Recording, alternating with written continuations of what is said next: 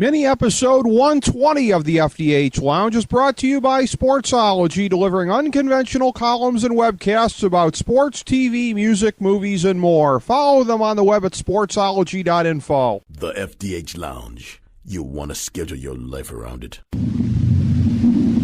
A long time ago, on a gloomy, wet Cleveland spring night, two men stand alone amidst the late-night drizzle. Their voices echo across the vacant station parking lot as they debate the merits of the great American radio show that have been missing for far too long. On that night, an idea was born. That idea became the FDH Lounge.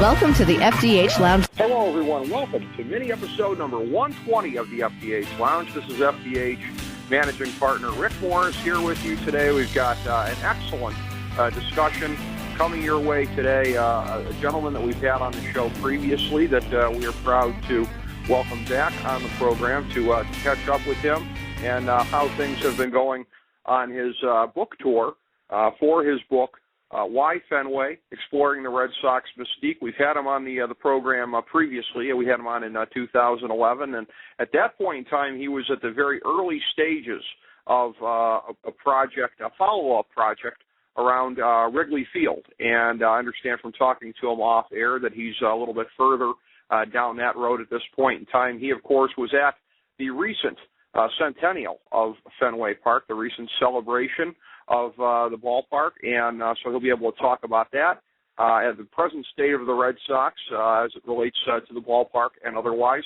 and much, much more. As I indicated, we really enjoyed having him on last time. I know this time will be no different. I speak, of course, of baseball historian and author John Ferguson. John, welcome back to the FDH Lounge. How are you today, my man? Pretty good, Rick. How you doing, man? Hey, pretty good, pretty good. It's always good to get a chance to talk to you about Fenway Park and other matters. Why don't we start right there? You were at the recent celebration, 100 years of Fenway Park, and it seemed to have its excesses, as you would expect for such a large spectacle such as that one, but really probably a one-of-a-kind day that I'm going to guess that none of you who were there would ever forget. Well, I'll tell you one thing. It was a glorious day until they started playing baseball. Yeah, sounds like a good chunk of the Red Sox history right there in one day, doesn't it? That's exploring the Red Sox mystique, my friend. Yeah, it has come back with a vengeance, it seems. You go back to the 1970s, what was it, 25 players, 25 cabs, right. Starting from late last summer on and into the Bobby Valentine era, as short-lived as that may be. It really does seem to have come back, but yeah, the day itself was emblematic of a lot of the early season Red Sox struggles, but the celebration itself, from the spectacle of the world's largest toast or whatever they were calling it to the players who apparently were a little toasted during that, to all of the VIPs that came back, Terry Francona getting a nice reception, a little bit of remorse.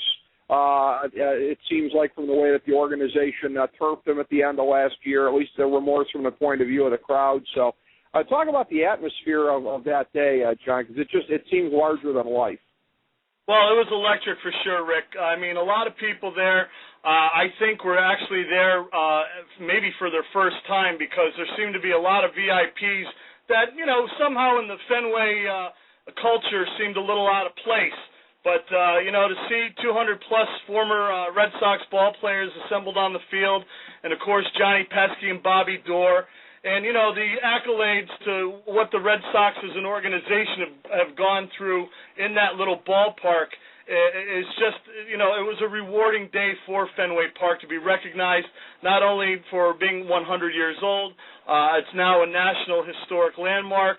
I don't see any reason to ever move from Fenway Park with the recent construction that's been done, and also the construction that will be done in the future, and the improvements of techniques. I think Fenway's around to last forever, and I think 100th anniversary was a very special day, but 150 will be pretty good too. Yeah. Here's hoping we're all around to see that. And when you speak of people who looked like they hadn't been there before, I'm getting Super Bowl images of let's just say Not the that demographic. bad. Okay, I was going to say the demographic that comes to my mind is a rich lady in a mink jacket reading a Jackie Collins novel during the game. It's not that bad, is it? No, there were no mink jackets, but there certainly were a lot of, let's say, ash blonde older ladies that were being accompanied by their older gentlemen friends or husbands, and it seemed there was a lot of corporate type things going on. It reminded me more of like a golf event, a PGA event, instead of the Super Bowl, because the Super Bowl, as you well know, can turn into being a tremendous mishmash, like it was in Indianapolis this past with the Giants, and then you go to a place down in Tampa, and there's only one thing to do in Tampa, and that's to have a really good time right across the street from the stadium the night before.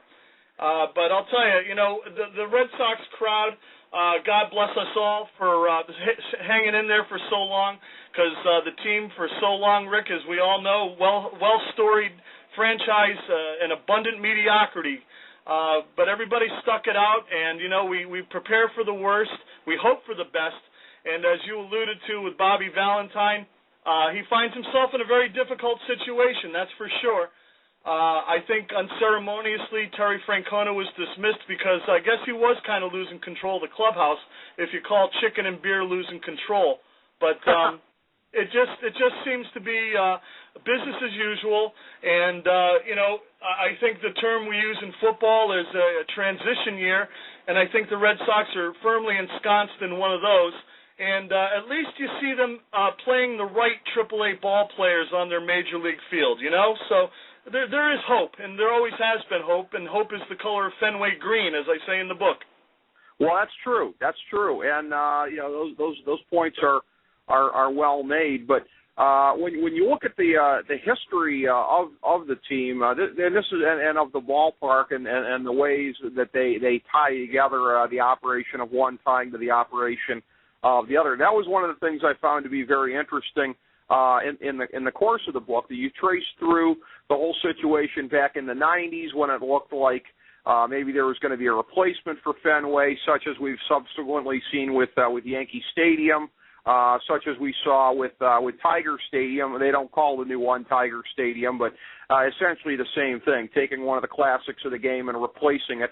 But really, I had no sense until I read in the book there how much the upgrades that were made when the new ownership came in the early 2000s, the tweaks and everything like that, how that really helped the whole thing along with staying competitive financially and being able to make a run at some top shelf guys the way that they have, and many years being the second biggest payroll in baseball. I had no idea until I read the book, and I'm sure a lot of other people have no idea how much the park and the tweaks to it played a role in that.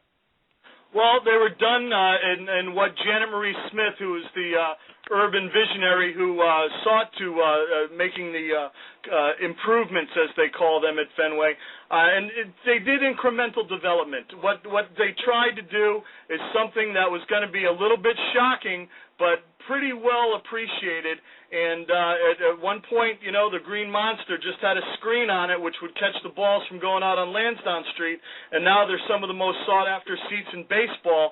So when the Boston Fenway faithful, when the Red Sox nation embraced the improvements of the Green Monster and the Green Monster seats, that just opened the door wide open to get the new seating available up on the roof, to open up that back area that was once the 406 Club or the 600 Club. The name changed a couple of times, but there was sort of a view to the future by glassing in that area, and it stopped the wind from blowing out to center field. So the percentages of home runs, especially the way the Red Sox are usually built with a couple of guys that can hit the long ball, that was cut off. So Jenna Smith and the new Red Sox ownership saw fit to pretty much restore the place back to the way it was in 1934 when Tom Yawkey had to rebuild it after the fire. But instead of being built out, as many stadiums are, this is not a stadium. This is a ballpark, so it's built up. And again, it's pretty much the only place in Major League Baseball I know that you can go with about 35,000 of your friends and still be within earshot of your favorite or least favorite player and let them know exactly what you're thinking. Yeah, I mean, it's certainly unique in that regard. And as far as making what was done palatable to the faithful there, I can't help but think, particularly as you mentioned, the seats on top of the monster that once upon a time might have been regarded as a sacrilege by Red Sox fans. It strikes me of the tactic that the NCAA used when they expanded from the tournament, the March Madness tournament, from 65 to 68 teams. They threatened to go up to 96. And we all had a heenie collectively, those of us in the public, what's this going to mean, how are we going to do brackets, whatever. And they're like, oh, no, the final idea is 68 teams. And they're like, oh, that's not so bad. So they get three teams in there, and everybody is thanking God that that's how it went down. Is it a little bit of the same tactic there? We're going to build a new ballpark. Oh, don't worry, we'll take the Green Monster and home plate and a few symbolic touches. By the time it's all said and done, when you stay in that place, isn't it a deal where you can do almost whatever you wanted to it, and people are like, oh, thank God they saved Fenway? Well, I don't know if that's necessarily the case. I don't think they could get away with doing some of the things that they do at the other ballparks where they have fan-specific zones where they jump in a pool or go play with the mascot or whatever. I mean, Fenway Park is what it is. It's a very cozy, confined area, and it's not a place that needs to be expanded by any stretch because, 40,000 people in Boston at a Red Sox game is pretty much all you're going to get. And as I mentioned, construction being what it is today, it would have been very easy for a guy like Frank McCourt, who almost bought the Red Sox and instead destroyed the Dodgers, and thank God Magic stepped in there. But Frank McCourt owned a big chunk of land in South Boston, and it would have been very easy for that guy, just like it was easy for the people that rebuilt Yankee Stadium across the street, to basically build a mall with aluminum and glass and, somehow get the ballpark feel in there. And then, like you said, bring little trinkets along, like something that would resemble the Green Monster, even something that would resemble the Citgo sign over the Green Monster. That urban setting where Fenway Park is very, very unique and obviously has set the pace for new ballparks like Comerica, which replaced Tiger Stadium, because Tiger Stadium, it was in that Corkville section of Detroit, and in my book you can see there are there's a photograph of it being torn down.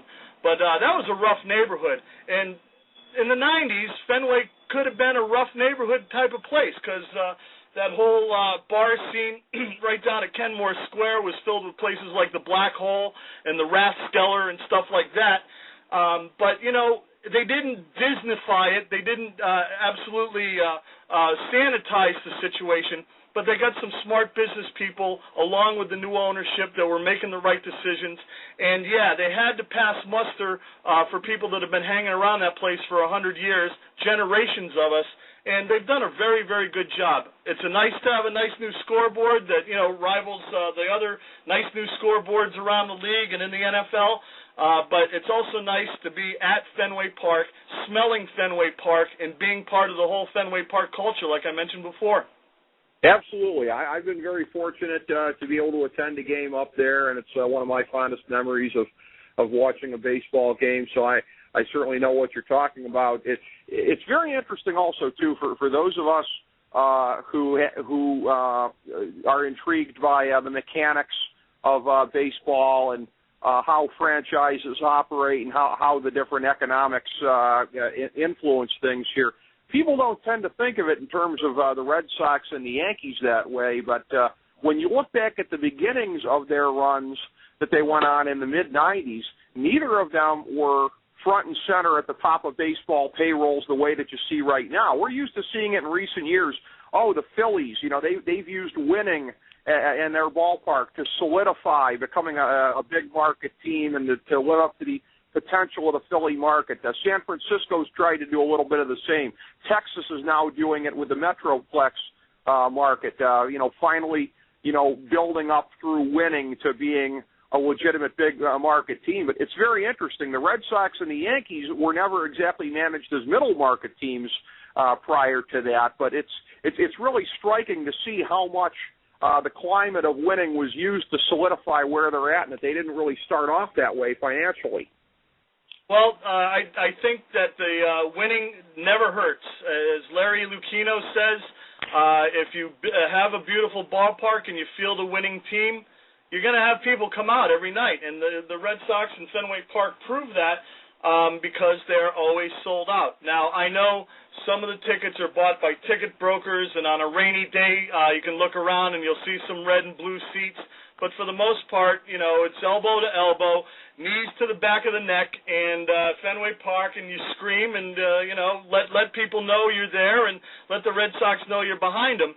But I got to just mention one thing, Rick, one thing that Fenway Park celebrates now more than any other place in New England is it is the #1 tourist destination in the Northeast, and it supersedes the whale watches and all the Freedom Trail tours, Faneuil Hall, all the crazy good stuff that New England is known for. Now this living museum of baseball at the corner of Jersey, well, what was Jersey Street is now Yawkey Way, and I'll tell you, it's a living museum. It's thumping, it's thriving, it's better than ever, and even when there's nobody on the field of play, I think the Red Sox would probably make a pretty good income just off the tours they run there.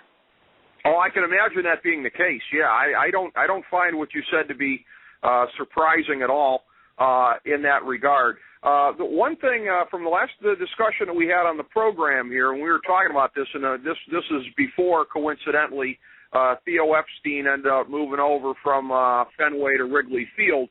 You were talking about at the time having some involvement with the Wrigley folks and consulting a little bit over there about what the Red Sox had been able to do, because certainly Wrigley is in need of its own modernization. We've been hearing about that in greater degrees in recent years here. So over the course of the last year or so, what's become of those discussions, both from any involvement that you may have further to anything you can report on that they're talking substantively about being done? Well, I do know that Wrigley Field, from a couple of road trips there in the past year since we did talk, it's one of the coolest places and friendliest places you could ever go for baseball. And I was amazed when I went there how many people from other parts of the Midwest, which are used to listening to the Cubs in Iowa, Idaho, far away places where, you would think Chicago, I guess they long to be there. So just last year, our mutual friend Kenny P. and I were out there for the Phillies Cubs, and there were so many people I ran into where Wrigley Field was new to them because they'd never been there. And honestly, it seemed like the place is in pretty good shape. It's a heck of a lot more symmetrical than Fenway. It definitely has a lot of the same characteristics as far as, provenance and things that have been associated through the ages. But Wrigley Field, the whole I just call it the whole Wrigley vibe is great, and I really don't think they're going to do too much to change Wrigley in any way, but more to just kind of emphasize what they already have. And I'm sure you well know that Wrigleyville, that neighborhood around Wrigley Field, is unlike any other ballpark in the country. It's really a neighborhood where people really live, and they really come home to look up on the flagpole to see if there's a W or an L. And some of those bars around there have the funniest, coolest people, and everybody is so proud of Chicago and the Cubs, even though they haven't won in forever. I really don't think, besides a book which I'm working on, and perhaps about 20 other ones, I don't really think you're going to see that much change to Wrigley Field before its 100th anniversary in 2014. Yeah, I've been fortunate enough to go to a game there, and also I've taken the pregame and postgame festivities in Wrigleyville, and to know what you're talking about. That was unbelievable. I caught a game against the White Sox, if you can believe it, the summer of '03. It was a Saturday, beautiful day. What better way to see that place for the first time? It wasn't in the bleachers. I was behind home plate, but it was a heck of an atmosphere. Yeah, you just can't beat it. Again, I believe what you're saying sounds right, that there's not too much that they would want to do to tweak it, but it does seem structurally, right? There are some things that they've got to do to ensure the future integrity of the place. So even if they're not going to change it in ways that people would find degrading to the eye, there are going to be some things they have to do to make it a sustainable structure well into the 21st century, are they not? Absolutely. I mean, that's just something you have to do with buildings like the Empire State Building or the Chrysler Building, Wrigley Field, Dodger Stadium. I mean, if there's a place that needs to be fixed up a little bit, because I was working on a book with the Dodgers for the 50th anniversary of Dodger Stadium this year, but instead their fans started killing people, so they kind of lost luster, not only with the internal problems they're having with the divorce with the McCourts, but also their fans. I don't know if you remember the days of the L.A. Raiders, but it seemed every L.A. Raider home game at the stadium, at the Coliseum, rather, there was somebody getting killed. So in any event, Wrigley Field and that type of architecture, which is, what Chicago is known for, there's really no other skyline like Chicago. It's very much in the just ongoing maintenance of the ballpark, just like it is mowing the lawn.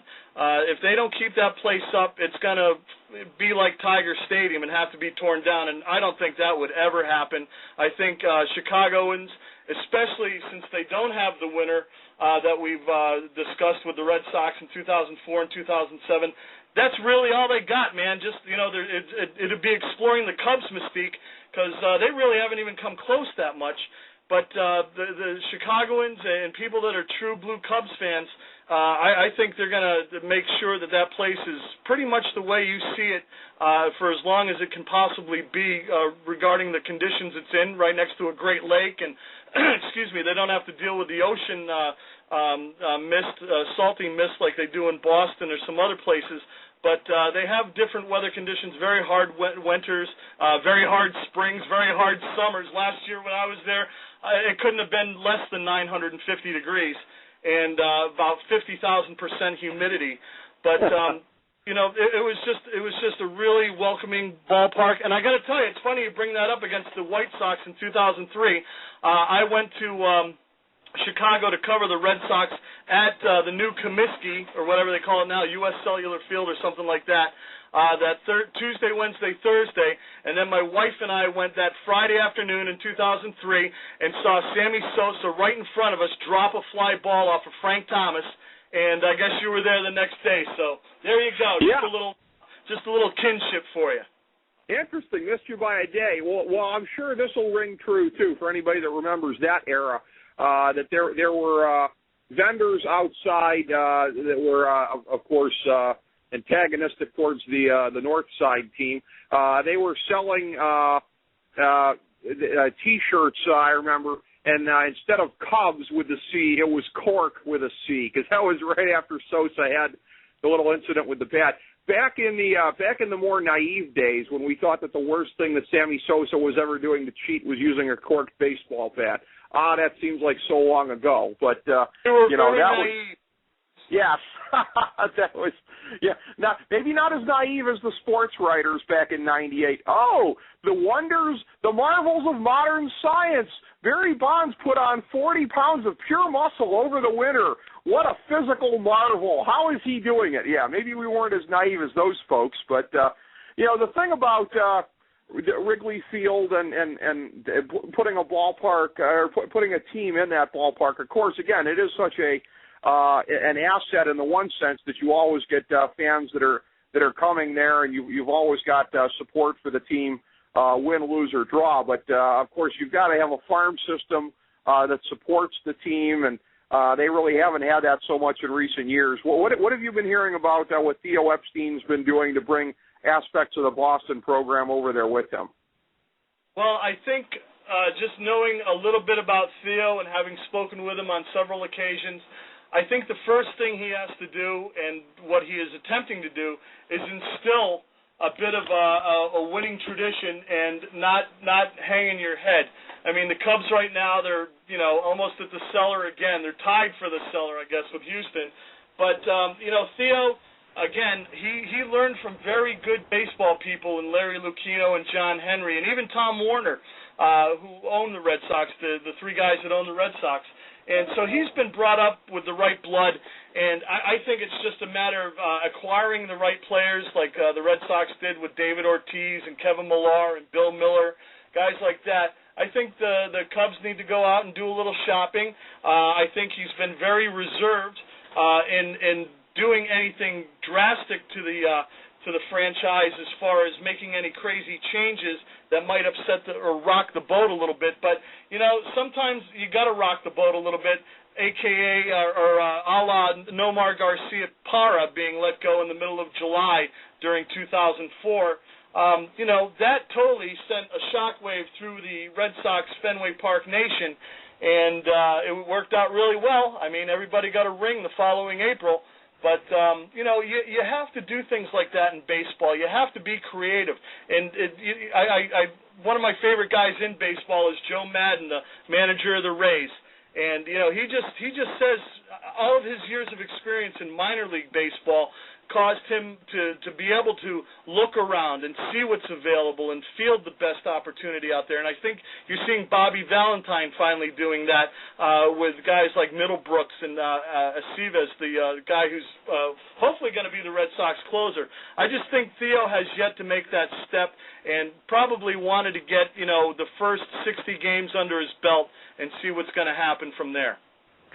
Well, I share your regard for Joe Madden, but I do have to chuckle at the thought, you know, in the setting of Wrigley Field, if the Joe Madden things are going to be adopted more widely across baseball, as I think they're going to, the notion of a Cubs manager sitting in Wrigley Field with an iPad directing his fielders according to certain spray charts, that might be the smart thing to do, but it just kind of makes me giggle a little bit thinking about it.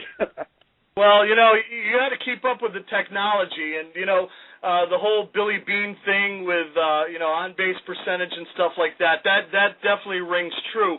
But those little computers don't win the ball game. You know, you got an iPad, beautiful, God bless you, it's a fun little device, but you better have a ball player to back you up if you're going to make those type of decisions based solely on what you get off a computer. But I think, you know, I think Cubs fans will embrace winning. I think they'll like winning. And I don't think they're going to mind how they win as long as one day they get to go opening day at Wrigley Field and enjoy a ring ceremony. I don't think anybody would complain at all. Well, John, I know what you're saying is true. As a lifelong Cleveland sports fan who experiences what Cubs fans experience in three separate sports continuously my entire life, yes, I believe that they will be pragmatic enough to accept winning in whatever form they get it. In our remaining 90 seconds or so that we have here, again, I always like to give everybody a chance to plug what they got going on. We've talked about it a little bit. You've done some coverage, you said, coming up regarding the Cubs and Wrigley Field, much as you've done with the Red Sox. I think you mentioned a little something potentially about Dodger Stadium. Take it away, John. Plug to your heart's content. Well, I thank you very much for this opportunity, Rick, and the name of my book is called Why Fenway? Exploring the Red Sox Mystique. And if you're in the New England area, it's available at most every bookseller. It's even available top of the Stop and Shop bookshelf, the best of the best, they call it. So you can find it locally there. But everybody else, please, if you could find it online at Amazon. I'm usually always ranked in the top 100 travel books. But as the Red Sox go, unfortunately, so do book sales. So when they were eating chicken and beer, I was watching my numbers drop a little bit. The holidays went pretty well, and then they got off to a rocky start again this year. So please, you can save yourself a few bucks. Makes you laugh, makes you cry. Kiss your 1350 goodbye. Why Fenway on Amazon.com, and also all other online booksellers like Books A Million and stuff like that. Nice, John. Thank you so much. Give my best to our mutual friend, perennial lounge guest, journalist Ken Palmer, and tell him I got an image of him being shirtless, inebriated, and throwing back a home run ball at Wrigley Field in my mind. Well, no, I don't think you're going to have that image once I tell you that we're going on Friday night to Citizens Bank Park to enjoy the Red Sox taking on the Phillies, and I don't know how shirtless he'll be, but inebriated, throwing something, probably a fit if they don't win. But we always have a good time. I personally love the Phillies. I love the Tribe. I don't know, listening, but you're one of my favorite people in baseball, and I just wish nothing best for the fans in Cleveland. You guys deserve a ring, and you work hard for it, and those type things I hope will come your way soon. But in any event, Rick, thanks a bunch for having me on, and folks, the name of the book is Why Fenway, Amazon.com, top-selling travel book. Thanks so much, John, and thank you all for tuning in. FDH Lounge mini episode 120. As we bring the show to a close, we would like to extend our deepest gratitude to NBC, CBS, ABC, Fox, all Clear Channel affiliates, TNT, TBS, USA, UPN, Deadspin.com, YouTube.com, YTMND.com, MySpace.com, various blogs, Fox News, CNN, CNBC, MSNBC, IamBoard.com, Billboard.com, Google.com, ESPN, ESPN2, ESPN News, ESPN Classic, NBA TV, NFL Network, Sports Time Ohio, Athlon Magazine, Comedy Central, Cartoon Network, The Boomerang Channel, QVC, BET, The Spice Channel, Steno Notebooks, Manwich, Papermate Office Supplies, waitresses, strippers, bartenders, garbage men, janitors, microwave popcorn, the writers of The Office, Scrubs, Entourage, My Name is Earl, Oz, Metalocalypse and the Boondocks, Aquafina, and the periodic table of elements.